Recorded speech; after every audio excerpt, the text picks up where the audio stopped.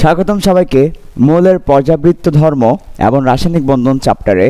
আমাদের সেকেন্ড যে পার্টটা ছিল, সেকেন্ড পার্টটা হচ্ছে পর্যায় ভিত্তিক ধর্ম, অর্থাৎ পর্যায় সারণীতে একই পর্যায়ে বাম থেকে ডানে গেলে অথবা একই গ্রুপে উপর থেকে নিচে গেলে আমাদের যে সকল ধর্ম পর্যায়ক্রমে আবর্তিত হয়, পর্যায়ক্রমে চেঞ্জ হয়, যেমন একই পর্যায়ে বাম থেকে ডানে গেলে হয় হ্রাস পাবে না হয় বৃদ্ধি পাবে, একই গ্রুপ উপর থেকে নিচে গেলে হয় হ্রাস পাবে না হয় বৃদ্ধি পাবে, অর্থাৎ পর্যায়ক্রমে সেটা ধর্মগুলা চেঞ্জ হবে।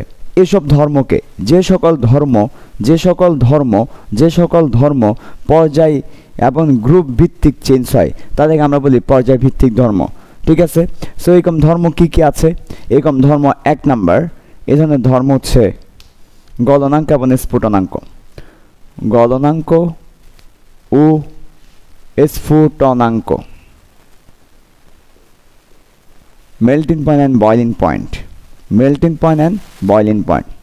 2 নম্বর পরমাণুর আকার। আমি লিস্ট টার্মটা লিখে রাখি।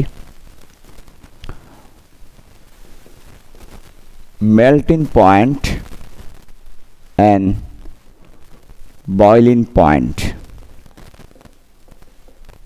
তারপর হচ্ছে পরমাণুর আকার,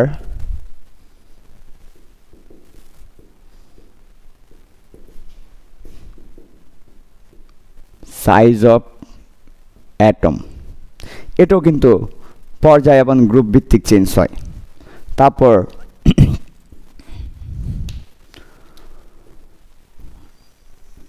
আয়নীকরণ শক্তি,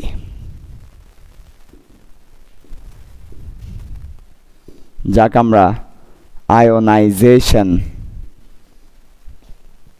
এনার্জি বলতে পারি। তারপর ইলেকট্রন আসক্তি,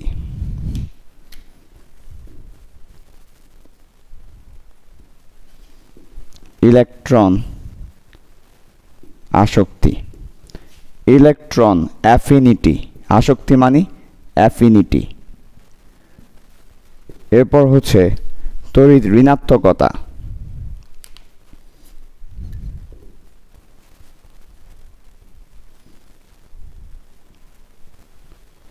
তড়িৎ ঋণাত্মকতা, ইলেকট্রো নেগেটিভিটি, তড়িৎ ঋণাত্মকতা। লাস্ট অফ অল জারণ মৌলের অক্সাইড ধর্ম, অক্সাইড ধর্ম, অক্সাইড। সো এখানে যে 6টা লিখেছি, এর বাইরে আরও অনেকগুলো পর্যায়ভিত্তিক ধর্ম আছে, তবে আমাদের বেসিক্যালি বইয়ে এই 6টা হচ্ছে মেইনলি আলোচনা করা হয়েছে। সো আমরা এই 6টা নিয়ে আলোচনা করব। কি কি দেখো, প্রথম হচ্ছে গলনাঙ্ক এবং স্ফুটনাঙ্ক। এটা কিন্তু আমার পর্যায় সারণীতে পর্যায়ক্রমে এবং গ্রুপ ভিত্তিক চেঞ্জ হয়। তারপর পরমাণুর আকার, আয়নীকরণ শক্তি, ইলেকট্রন আসক্তি, তড়িৎ ঋণাত্মকতা, অক্সাইড ধর্ম।